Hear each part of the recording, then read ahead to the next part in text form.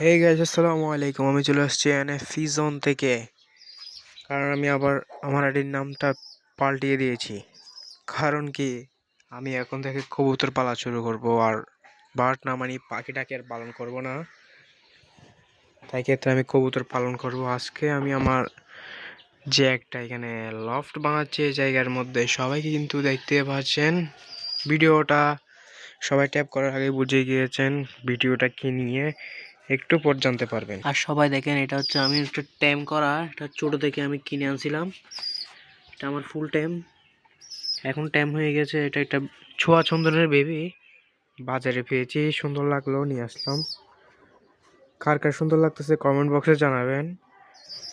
অনেক দিন ধরে আমি ভিডিও দিই নাই, আজকে আমি নতুন করে ভাবলাম ভিডিও দিই। এই যে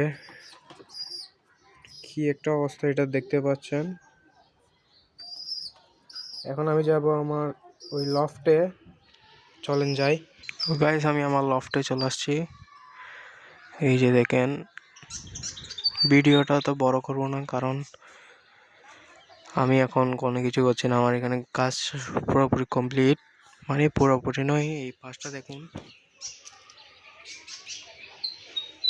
এই পাশটা শুধু একটু ইয়া করে দিতে হবে, ঘিরে দিতে হবে।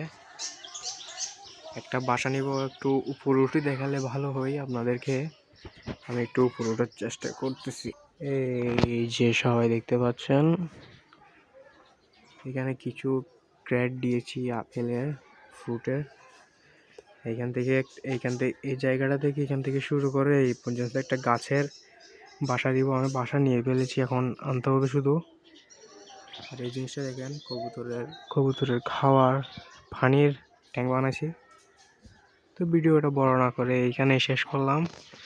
পরবর্তী ভিডিওতে বড় বড় ভিডিও বানাবো, এবং কি আমি রমজান মাসের পরে ঈদের পরে করব, দেওয়ানহাটে যাব।